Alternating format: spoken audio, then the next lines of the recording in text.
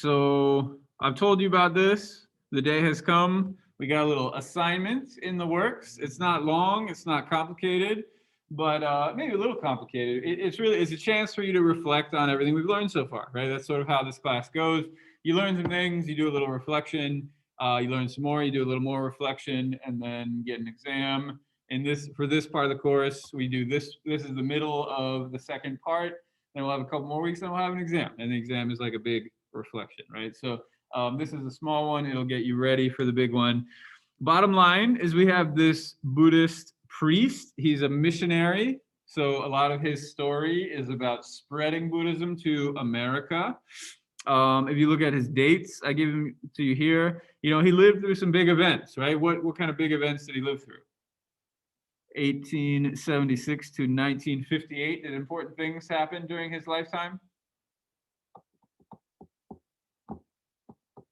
History majors, where you at? I'll put it in the chat. What important events happened during this guy's lifetime? World wars. Yeah, I like that there was you put the plural on there. Yeah, Leo's got it too, right? So he lived through both world wars. And when he was a young man, he was in Imperial Japan, right? Japan was just sort of ramping up industrialization and that sort of stuff. When he was an older man, actually, he was still pretty young when he came to America, but he spent about 50 years in America. So he was in America for World War II. Did something special happen to Japanese people during World War II? Have you guys heard about this? Japanese Americans? Camps. Yeah, so there were the what am I doing? Internment camps. Yeah, so, and they're as bad as they sound, right? Japanese people put into these camps. He was Japanese American, and so he was put into a camp. Even people who were not immigrants, right? He's an immigrant, but even Japanese Americans, multiple generations in America, they were also put into camp. So, of course, if you listen to the podcast, you got some details on that. Why did they do it? The order came down from the top as FDR, right? He's a celebrated president. Everybody looks back upon him fondly. But he put these people in the camps. Why would FDR make that call?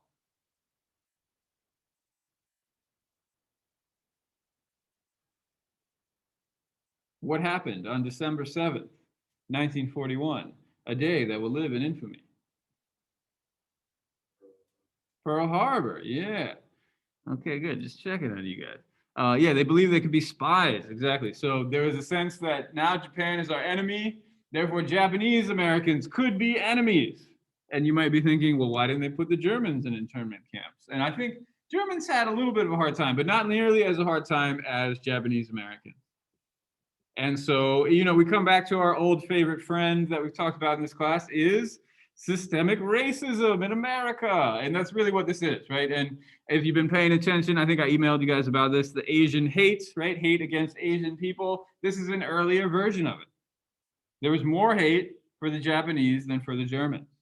And then we dropped the bombs on the Japanese and not the Germans. Interesting choice, 1940s America. So hopefully you'll see kind of relevant connections to the present day in doing this assignment. And also the whole point of the assignment is to think about Buddhism in sort of a creative way, right? It's going to give you a chance to take these more theoretical aspects of Buddhism and apply them in recent history, right? To this this recent event in American history. So that's the assignment. Any questions about the assignment? It's due tonight. You guys clear on what you need to do? As you can see, I asked you to write about a poem. Maybe, you know what? I know you're all silently pretending like you know what you're doing, but I have a feeling some of you don't. So here's the assignment, right? It's due tonight, as usual. Hey, people already did it. Look at that. If we go down, we got week 9. The podcast is here. You can hit this link if you want to go to the official website.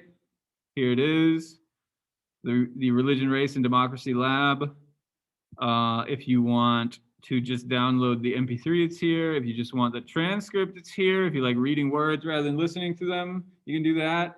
Lots of options here, folks. But I definitely recommend listening and reading, because that way you get the full experience. And it's very short. It's like 20-something minutes. So I don't know if I can push this harder than I can. I'm bad with poems, RIP. Come on. You just got to find them. And today, it is a challenge I'm giving to you. You got to interpret the poem, but in the podcast, they interpret the poems for you, right? So you just listen to the podcast, they'll give you a sense of what this poetry is about. Then your job is to connect it to the Buddhism. So it's not easy. I'm presenting it as if it's easy. It's actually, there's quite a bit of intellectual work you got to do, but it'll get you ready for the exam, right? This is the small step where I'm sort of checking, like, you guys still here? You still paid attention? And then you'll take the exam, and that'll be the big step. So that's the plan. What we're going to do today is go over more Buddhism, finish talking about it. Then we'll look at him. I'll give you a chance to discuss. And so if you feel a little unsure of what you're going to write about, today we can figure it out together, right? That's kind of the goal. Okay, questions off the bat? Doing okay? Okay. Well, let's do it. So, all right, this is a little review from last time. I think I lectured most of the time. So again, today's your chance to sort of put this into practice. We can remember some things together. We went through this pretty quickly. I gave you the pre-recorded lecture and then went over maybe any questions you had. But, as a result, I feel like we didn't get to spend as much time on this as I would like. But that's okay. We'll actually, I think between this and the podcast, it'll all come together today. So the Buddha, right? We read the life story of the Buddha. We're framing his philosophy in terms of his life story. Here's sort of my take. I don't think I gave you this explanation last time, but here's the Buddha's major realization, is that all things are composed of parts.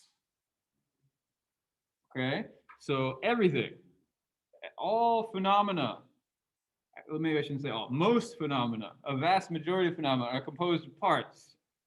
We could probably come up with something that's not composed of parts, but most things are composed of parts, including ourselves.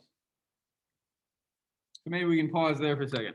So are you guys composed of parts? I have a weird question for you. Are you composed of parts? Brendan? Indeed. Okay, I'm glad we're on the same page. What parts are you composed of?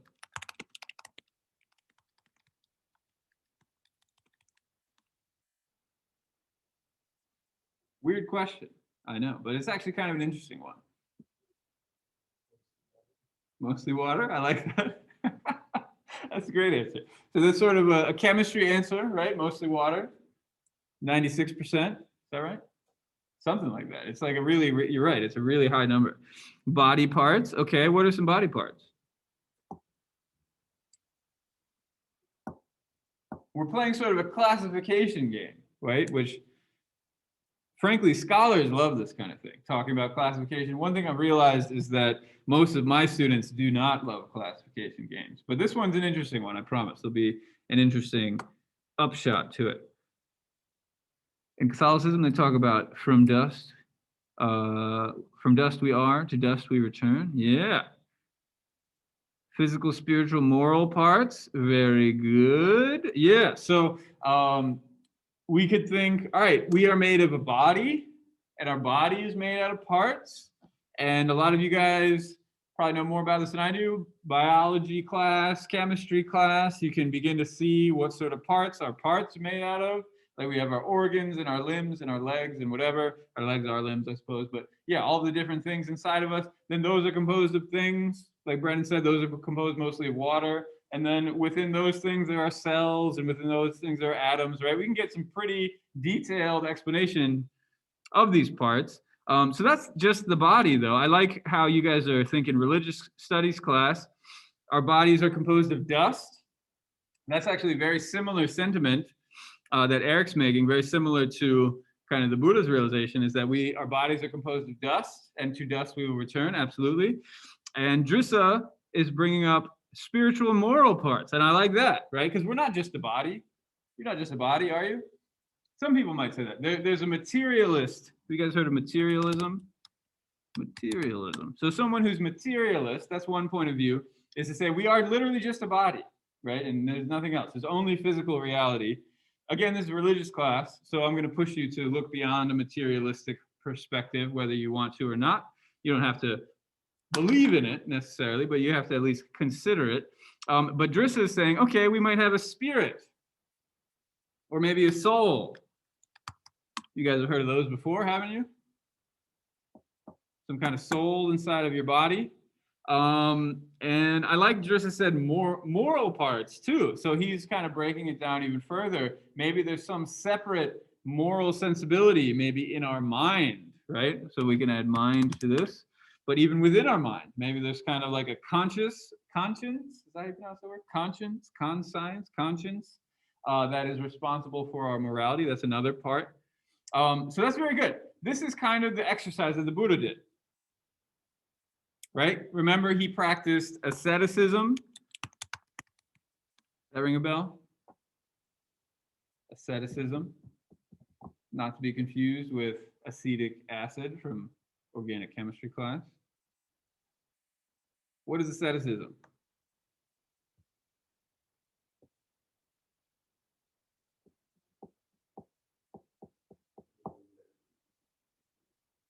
Frugally, interesting. Frugal usually is talking about money. You're right. It is on that side of the spectrum. Can we make it a little more general? Denying pleasure. Good. Yeah. So asceticism. So it's a lack of pleasure or indulgence, is what Brendan's saying. Avoiding indulgence. Very good. Is it discipline? It is discipline. It's extreme discipline. Drissa says spirituality. Good. And so this is a connection that I don't think we totally made last time, but we can make it right now. Okay, we're composed of parts. Let's say we're composed of a body and a soul, right? When the Buddha, and again, you don't have to believe in this, but this is how the Buddha was kind of operating. When he saw people dying, right? He saw this reality of death and suffering and so forth. He thought, you know what I'm going to do? I'm going to look for my soul, right? Because what can a soul do that a body cannot is the soul continues from life after life. And this is true in Christianity as well, right? Obviously, there aren't as many lives, but it's your immortal soul, right? Your immortal soul. The body is mortal. The soul is eternal. You guys aware of all this sort of thing? So what do you do with asceticism is you find your soul and you kind of hold on to it. And you can even start to ignore your body, ignore the needs of your body. Your body will start to wither away, like we saw what happened with the Buddha, and he focused on the soul instead. This was nothing new. This is actually kind of a Hindu idea. This is before the Buddha had his realization. So what was his realization? Is actually he argues for basically he says there is no soul. And the way he describes that is non-self. I know that language is a little bit weird, but it comes from Hindu philosophy, this idea that the soul is your true self. And the way to achieve immortality is, again, to hold on to that immortal soul. That is your true self. And the Buddha tried that, and he didn't like it. He looked for it, right? And so what he found was a body, just like you guys are saying, we have a body, I have a body, you have a body, everybody has a body. I think we can all agree on that. He also said there's a mind.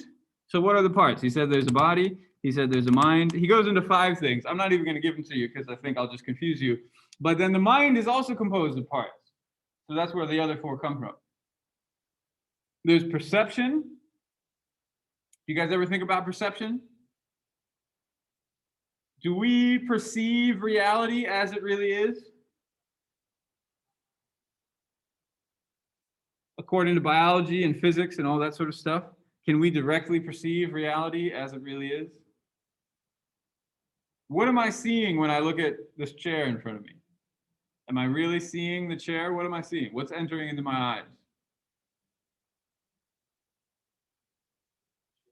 Light reflections, right? Light has to bounce off the chair in order for me to perceive it, right? That's why we turn out the lights and block up the windows. I won't be able to see anything, right? We need light to mediate our perception, right? And then, correct me if I'm wrong, but it hits our rods and cones and it flips upside down. All sorts of crazy stuff happen, right? That's kind of the scientific perspective. And the Buddhists sort of predicted this. You know, it's not to say that they were scientists, they were very much not scientists, but it's an important realization, is that perception is a big part of reality, is a big part of our experience of reality, let's say. It's a big part of who we are, is perceiving the world. And there's a gap between what we perceive and what is real. So that's one big realization of the Buddha. There's perception, then there's also sort of what we build on top of those perceptions. And then finally, the last one, there's consciousness. Are you guys in the chat? You guys all conscious? I have no way of knowing, actually, so you might have to prove it to me. You guys conscious? I know Brendan's conscious, and I think I am. Feel pretty conscious right now. All right, Eric's conscious. That's good. Okay. Okay, Jen's here. Yeah, I like it. Very good. It's almost like a little roll call, a consciousness roll call. Okay, just as good. All right, everybody's good. Yeah, so that was a joke, of course, but what is consciousness? That's sort of the space behind everything, right? And so Buddhists like to talk about seeing your thoughts arise in your consciousness and then seeing them go. And it's sort of, again, what this does is it allows you to think about who are we, what are we made of? What he does not find is a soul. And so that's a big part of early Buddhist philosophy, is he's saying there is no soul. He looks for it. It's not in our body. It's not in our mind. It's not in our heart. It's not in our chest. It's just not there. He doesn't find it. So, you know, this bill, right? This essential bill, the part of me that is most real, as opposed to everything else that will eventually die one day, right? He's saying it's not there. You're just a composite of parts. That's what you are. That's what he's saying. You have a body, you have a mind, and the mind is composed of a bunch of other things. So you are composed of things and will therefore decay into those things. Nothing is going to stay. There is no immortal soul. That's the Buddha's big realization. The one thing that will pass between lives, you might be wondering, is consciousness. It's that thing that's sort of in the background of it all. He's saying that's the thing a lot of people mistake for a soul, but he's saying there is no soul. Okay? Why does this matter? Another word for this is impermanence. Remember, the Buddha was lying down, dying. Remember that? Impermanence. He says everything decays, right? Why is this so important to him? Why is he talking about this on his deathbed? Why is impermanence so important for Buddhism? This is kind of a hard question, but it's important to get because we're tying some pieces together. Why does impermanence matter? What does the Buddha care about? Right? In the life story of the Buddha, he's going along, he's living his prince life, and then all of a sudden he has this really important experience that forces him to leave the castle. It doesn't force him, but inspires him to leave the castle. Remember that? What was that experience?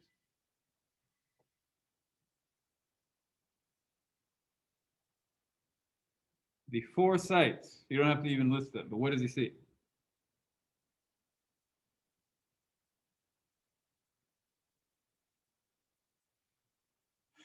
Consciousness? You guys conscious? All right, we had at least 3 yeses. I guess that means all the other ones are unconscious, which is not saying a lot for the afternoon crew. I know it's these days are getting long, but you got an assignment tonight, guys. We got to be on point today. You know, other days you can slack, but today we got to be on point.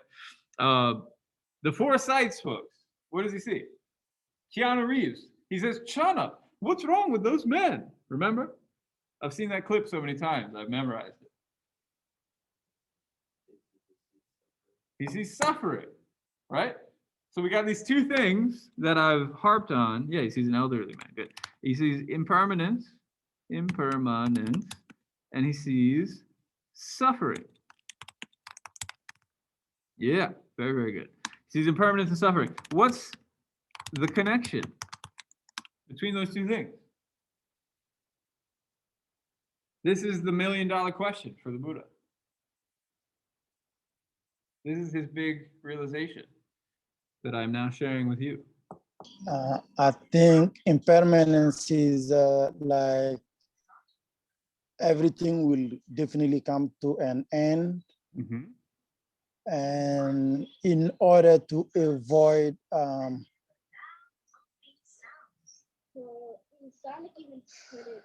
You're almost there? just So Drissa got us close. He said, So everything will definitely come to an end. And this is true, right? Again, the laws of thermodynamics, entropy, states of order move to states of disorder. Things come to an end. Things that are put together eventually fall apart. This is a fact.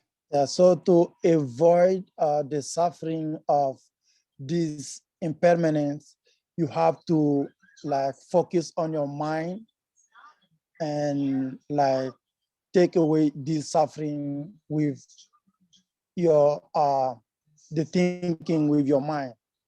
Okay, we're getting close. Thinking with your mind, focus on your mind, yes. We're getting close. Why do we suffer? Let's see. Let things go because everything will come to an end, just just let it pass. Suffering ends when you reach nirvana. Okay, Leo's getting close. Eric says it's called nirvana. That's also true. We're surprised. And this is crazy because I teach this class so many times, right? I can quote the Keanu Reeves thing. I've taught this so many times. It's a really fundamental Buddhist teaching. And yet I am still surprised when things come to an end. I hate to even put these words in my mouth, but my parents are getting old, right? The day will come when they're gone. And that will crush me. I will be crushed, even though I know it's coming and they've had a full life, right? I will still be surprised. I will still be hurt. I will be a sad little puppy when that happens. Don't think like that. Be positive. Well, Kevin, this is the whole thing. Buddhism begins with thinking like this. Buddhism begins with realizing this, right? Because I'm glad that you wrote this because that's the tendency is we stay in the palace. We don't think like that. We don't look at what's waiting for us in the future. But here's the time we must think this way. I encourage you to think this way because the Buddha's not going to leave you hanging, right? You don't just stop there. There are tools that he gives you to deal with it. But you're right, it is painful to think that way. Isn't there no attachment in Buddhism? Yes. So step number one is you got to see the suffering. That's the Four Noble Truths, right? That's the first noble truth. There is suffering in this world. It is painful and it's coming for you. It might not be here right now, but I bet it is because we're living in hard times right now, right? Suffering. You guys know this probably better now than you ever have in your lives. Now, Leo's bringing up the question of attachment. So why do we suffer? Well, that kind of gets into this next part. Greed, lust, anger, hatred, ignorance, right? Ignorance is probably the best one, right, that we're talking about right now, is we just don't see things the way they are, right? We don't. I don't see things the way they are. I don't see that chair the way it really exists. I don't see my parents the way they really exist. I don't see myself the way I really exist. I'm living in a veil of ignorance.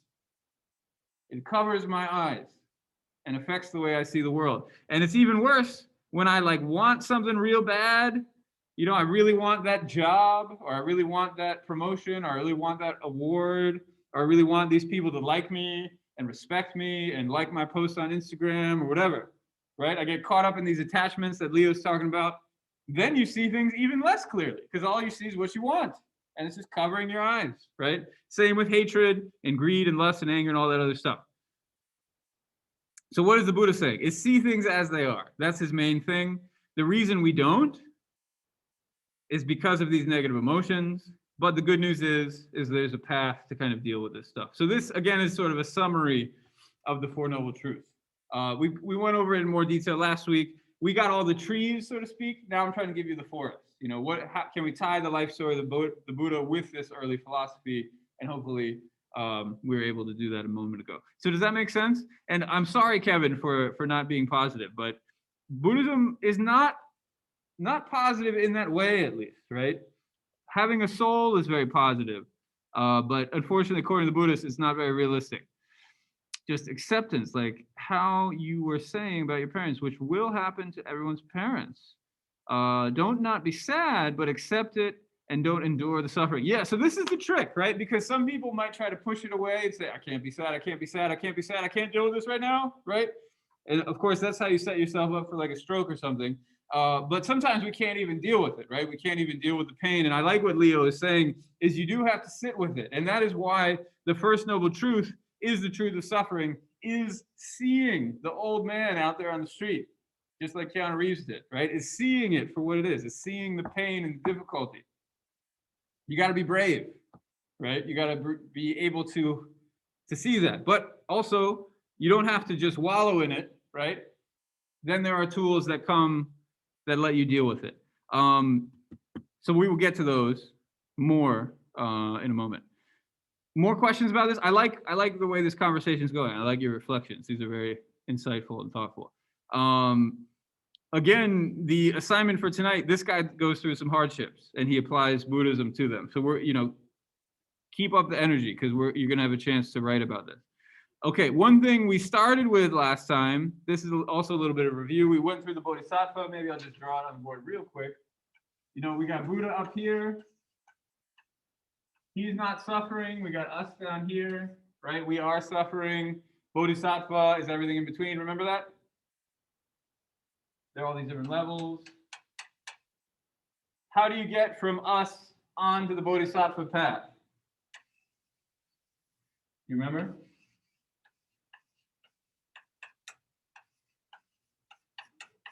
Let's say I want to become a Bodhisattva tonight. Could I do it? How do I become a Bodhisattva?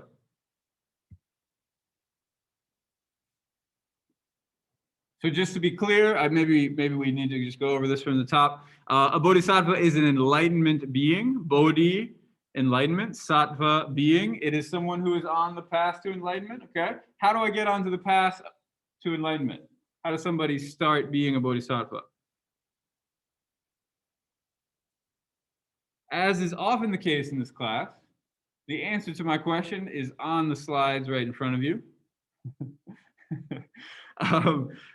It's a vow, right? What's a vow? Have we talked about vows in this class? I feel like we have. Have we talked about vows?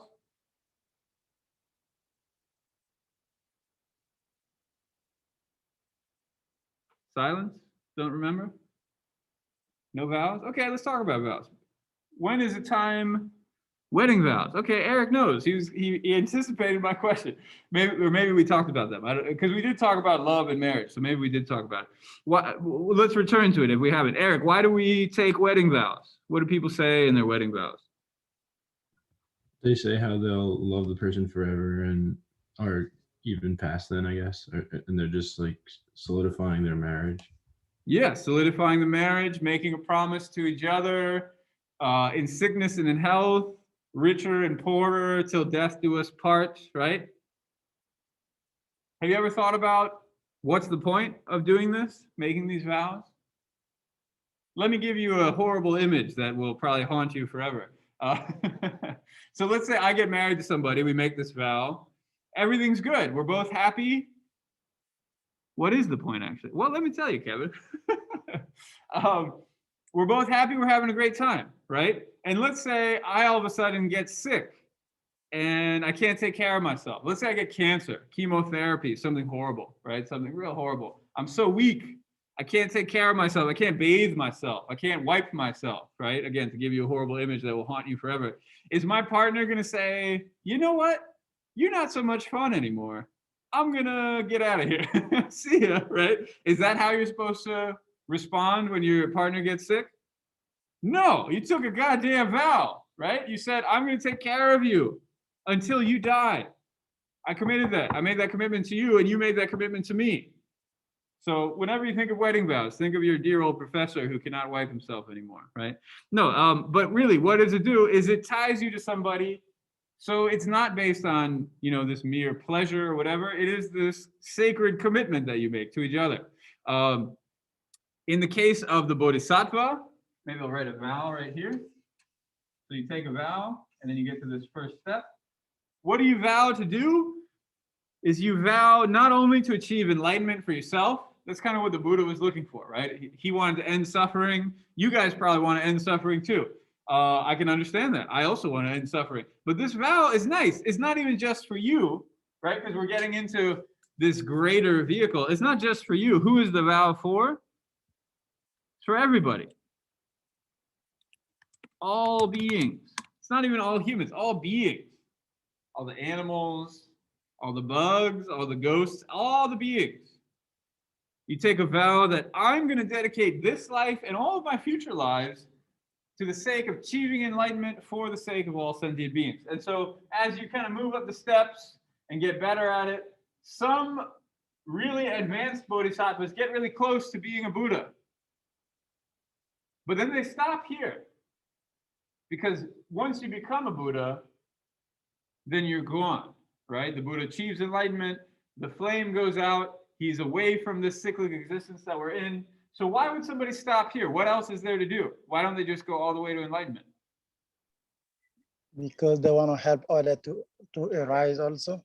Yes, excellent. I'm glad Drissa put it together. Yeah, if you couldn't hear him, he said he wants to help others. Another word for it is altruism. Have you ever heard of someone dying for everybody else's sins or something like that? Maybe once or twice? Okay, just check it. There's another consciousness check. Yes, it's a very similar sort of thing happening here, right? Is limiting your own enlightenment, right? Not taking the final step to enlightenment so you can help all other beings. And if we take the vow and we become bodhisattva, we're just some little twerp down here. There's not much I can do. But what's happening here is you become more and more strong, more and more wise, more and more capable. At least that's what's promised. You get these powers and all that sort of stuff. And so there are these very advanced bodhisattvas who are basically Buddhas. They're almost there, but they're not quite there. And so if you look up the word in the dictionary, and it is in the dictionary, you'll see that's what it says. In Mahayana Buddhism, which is what we're talking about, a person who is able to reach nirvana, but delays doing so out of compassion in order to save suffering beings. That's not wrong. That's a good answer. But that's only talking about this one, right? These are all bodhisattvas, all the way from the person who just took the vow. It could be me tonight, all the way to the very top, right? So those are all bodhisattvas. Is that clear? What is a bodhisattva? So one characteristic is compassion. And if it wasn't clear, compassion, again, is this care for other beings, right? It's wanting other beings to not suffer, right? To take away the suffering from other beings. Okay, questions about that? Is that pretty clear? Questions about a bodhisattva? Again, bodhisattva is the word, bodhisattva. I know that's a lot of syllables. Questions?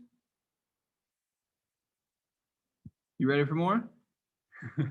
All right, let's get philosophical, because like I said, we got to catch up a little bit. I've got 2 more slides, and then we can do Senzaki, and there's 40 minutes. So yeah, this will work out fine. We can do another 10 or 15 philosophy, and then we can do 20 or so on Senzaki.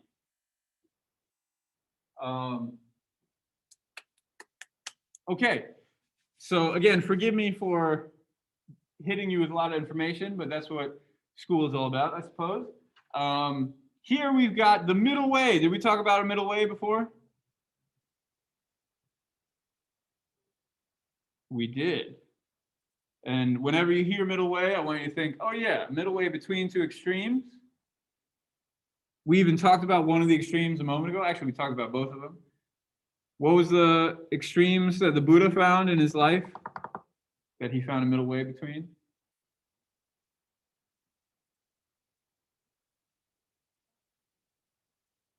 What are the 2 extremes? Extreme this, extreme that.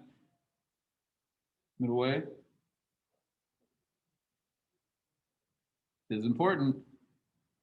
Life story of the Buddha. Main takeaway message.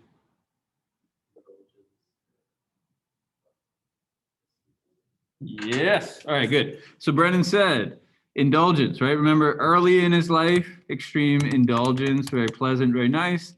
Later in his life, extreme asceticism, really extreme discipline, and then he ultimately finds this middle way, achieves enlightenment, right? So that's the story. Here we got a new middle way.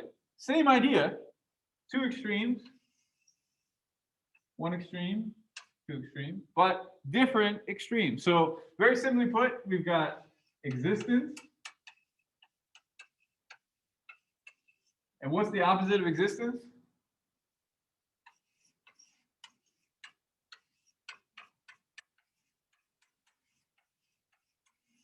Non-existence. You guys see it in the chat? Hopefully, it's probably really small on the corner of your screen, but you can hopefully make it out. And I'll keep talking if you can't see it. So we've got existence, we've got non-existence. So what the hell is this talking about? This is talking about is how do things exist, right? I said a moment ago, things do not exist in the way in which they appear, right? I appear to be the same handsome devil that I was yesterday, as if nothing has changed. But of course it has changed. I've lost skin cells.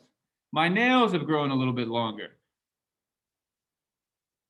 I've grown a little older. I'm a day older, right? And one day you're not going to notice, but multiply that by many hundreds of days, you will notice. Absolutely, right? So things are not as they always appear. You guys with me so far? And so the opposite is also easy to sort of jump to and just say, okay, then nothing is real. Nothing is as it appears. Have you guys ever fallen to this side before? Another word for it is nihilism. This is kind of a fancy word. Have you guys heard this word before? Nihilism. It comes from the word, it's a Latin word, nihil. What is nihilism?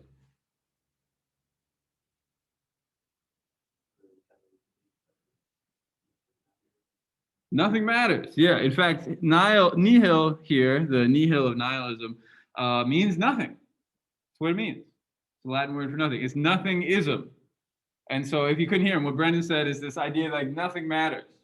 You guys ever fallen on this side of the spectrum before? You're just like, why do I even do this? Why do I get up in the morning? What am I even here for, right? It's very easy to fall on this side of the spectrum, in fact. And we kind of bounce between these two, just like we go between like periods of extreme indulgence and then periods of extreme discipline. We do a little binge and then we do a little fast kind of thing. We also jump between these two things, whether we recognize it or not. Things either exist or they don't exist, right? A good example is QAnon, right? QAnon takes you down this road of nihilism where it's like, yeah, don't trust anything anybody tells you. The news is all wrong. And, you know, they have a point. You know, if we look at the news as being completely factual, that's false. Would you guys agree with me? The news is not always completely factual. There is a spin, there is a bias. You need to learn how to interpret the news. That's true in order to be an intelligent person. But should we throw it all out and burn the news down, especially the lamestream media? No, we should not. I'm not even going to give anybody a chance to dissent with this view. This is also too extreme. We need something in the middle, right? We need to find things do exist, but perhaps not as they're always presented, right? There's room for negotiation. So what is in the middle? Well, here's what the Buddhists say. The Buddhists say, well, here, I'll just read this to you. The true status of phenomena is something midway between existence and non-existence, right? So that's basically what we just talked about. Emptiness falls kind of on this side of the spectrum. Emptiness. Has anybody heard of this before? Emptiness. This is a special Buddhist word.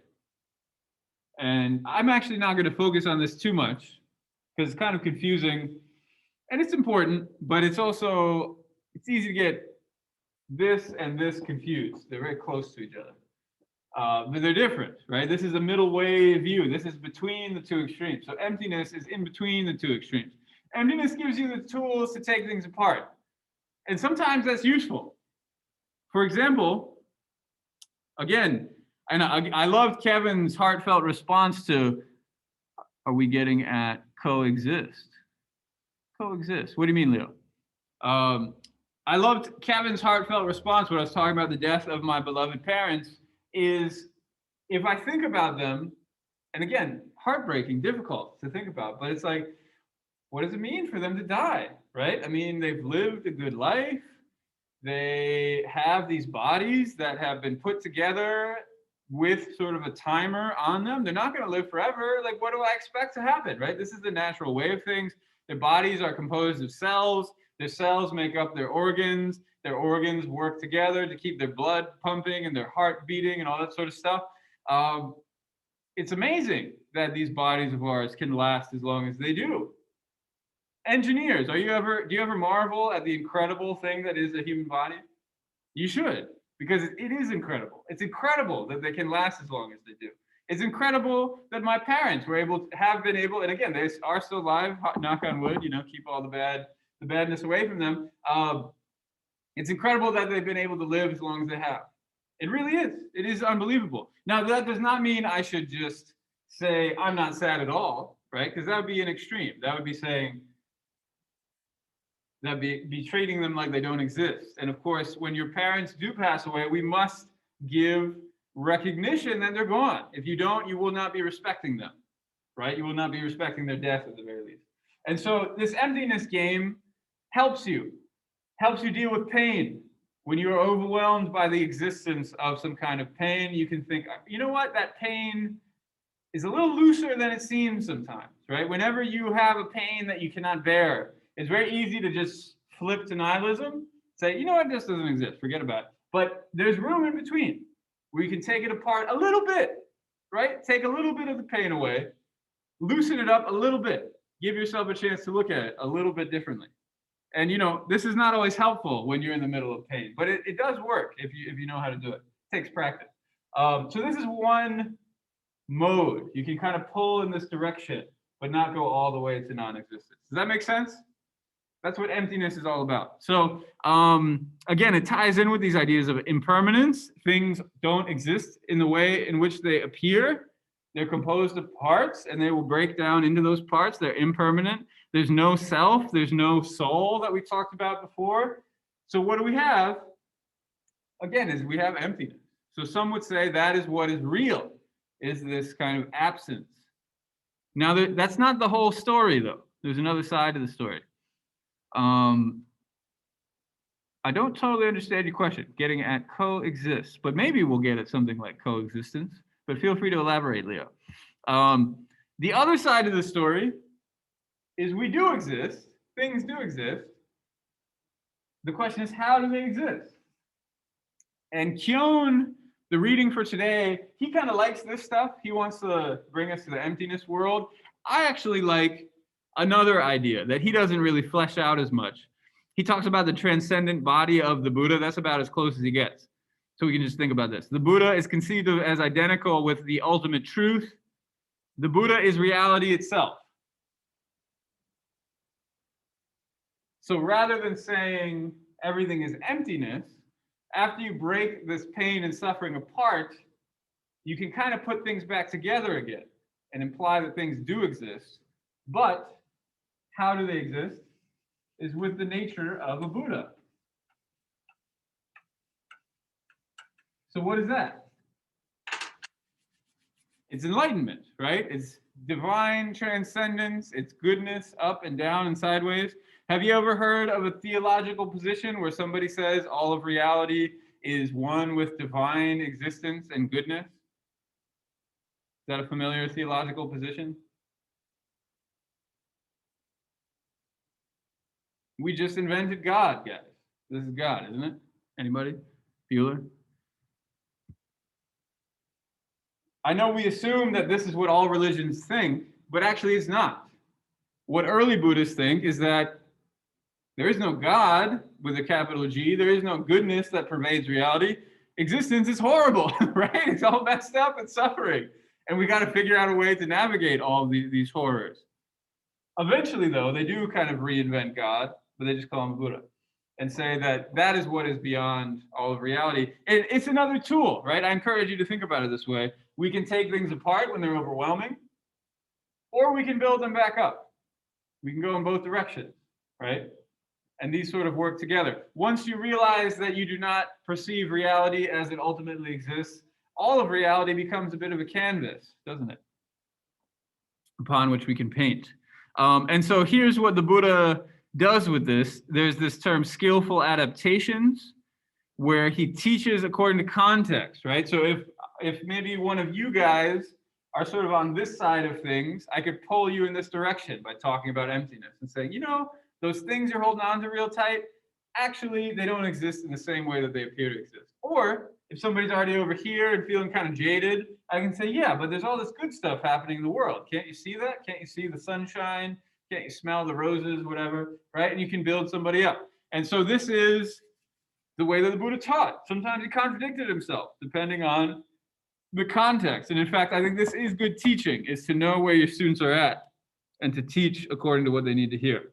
Obviously, I have no idea where most of you guys are at, except for the ones who responded to my consciousness call. But yeah, I imagine some of you guys are out there too. Eric Gendrissa, shout out, very good. Okay, so this is all of my lecture for today. Any questions about that? I know I went through it kind of quickly, but now we can apply it to the poetry of a Japanese priest in an internment camp. Okay, so this is the guy.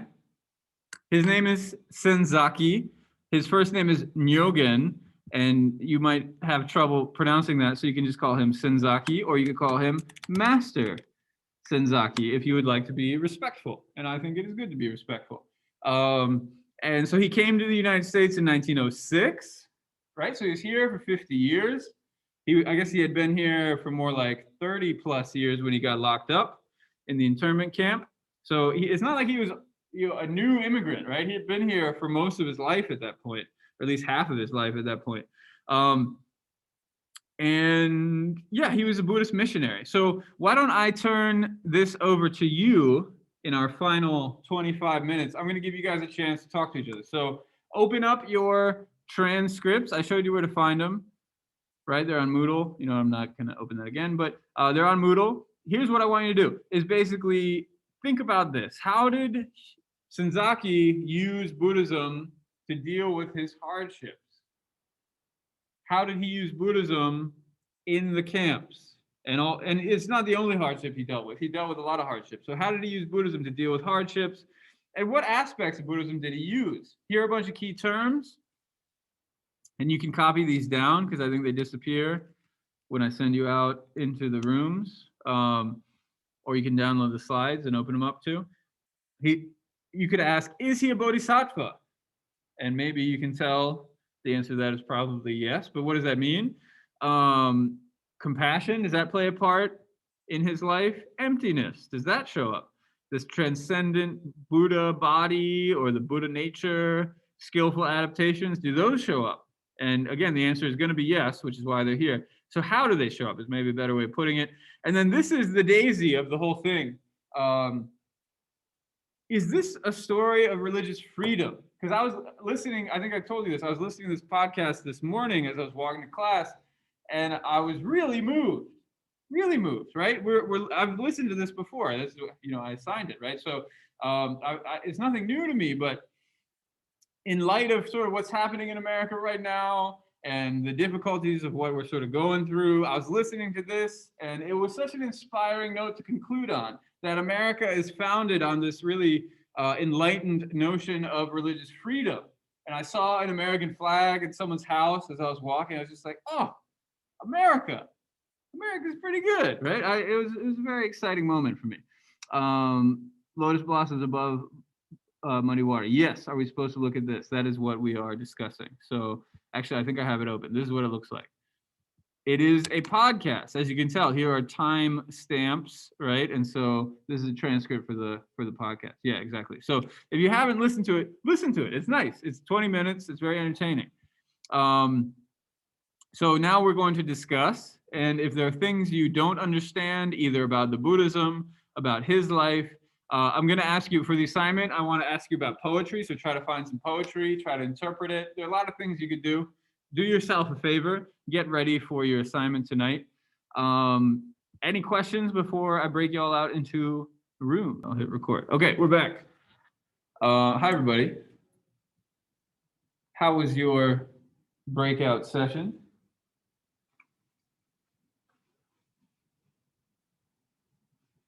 You guys have good conversations. Actually, I personally engaged in 2 good conversations. And so I think by extension, I'm sure everybody else had good conversations too. So that's great. I know it's kind of late in the afternoon and these are long days and long weeks. We're all dying for a spring break that's not coming. I guess we'll get a little baby Easter break next week, in fact. So we got a little break coming. But for now, be strong, keep going. We got some Buddhism to reflect on with our hardships. And of course, these hardships echo our own, and that, is on purpose. So hopefully you find some inspiration here too. What do you all talk about? Anybody want to share with the group? So again, here are some key terms. You could just ask, was Master Senzaki, was he a bodhisattva? Did anybody talk about that?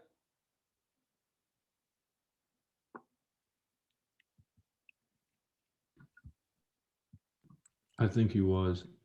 Uh-huh. And why do you say that, Eric? Because in the beginning they talk about how he came to the United States to try and make the Buddhism spread eastward, and it's almost as if he's like trying to teach other people to get to where he's been, like with his mindset. Exactly. Yeah. So he's definitely a bodhisattva. He's trying to teach, spread the teachings. The teachings helped him, so he wants to spread them to other people. And we could extend this to other missionaries too, right? Christian missionaries that maybe are more familiar for people, they probably have a similar kind of mindset, right? Where Christian teachings help them, and so they want to spread those teachings. You know, whether or not other people want to hear them is another question. And of course, he encountered difficulties too when he was spreading the teachings. That was one thing we talked about in one of the groups. We have only 6 minutes. Why don't we do a poem? Did anybody talk any poems? I gave a poem to one group. Did you guys talk about that poem? I'll bring it up. We can focus on this together. Who wants to tell me who was in that group? Is Jen? Maybe Anthony was there. I think Kevin. Maybe one more person. Maybe that was it. This class is smaller, so it's harder for you guys to hide. Jen, Anthony, Kevin, what did you guys talk about? Who wants to participate? It looks like Kevin. Is Kevin still here? Kevin's gone. All right. Well, so it goes. Jen or Anthony, what did you guys talk about with this poem? Not all at once now.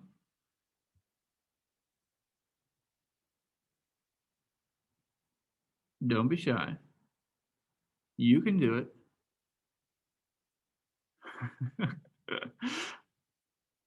Okay, maybe you can't do it. All right, well, let's do it together then. So we've got this poem. I'll just read it to you. Morning haze gives an illusion of California. Okay, here we go.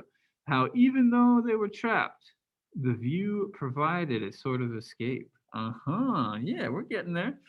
So of course he's not in California. California was his home. He's thinking of his homes. He's in Wyoming. It's very cold and sort of horrible. He's trapped there.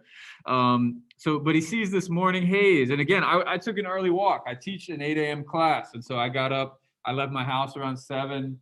It was hazy this morning in a weird way. And I was listening to this as I was walking to school. It was pretty bizarre, kind of perfect in a way. The east wind promises the coming of spring, blah, blah.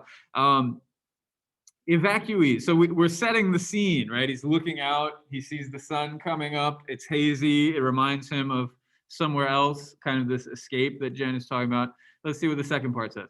Evacuees can go no place else. They can admire only the gorgeous sunrise beyond the barbed wire fence, above the hills and mountains. Okay, so it's a poem. I like Jen's interpretation. There are two feelings happening at the same time, right? One feeling, Jen said, is he's trapped. The other feeling, maybe we could call hope, inspiration, right? So what does this have to do with all the Buddhism stuff? Can anybody make a Buddhist interpretation of this?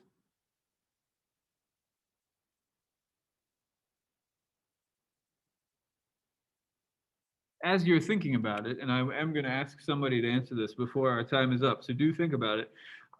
Let me explain this image. The lotus flower blossoming above muddy water. Have you seen a lotus flower before?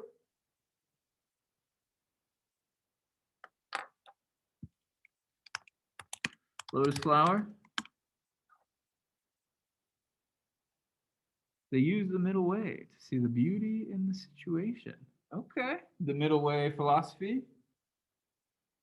Yeah, I think that's true.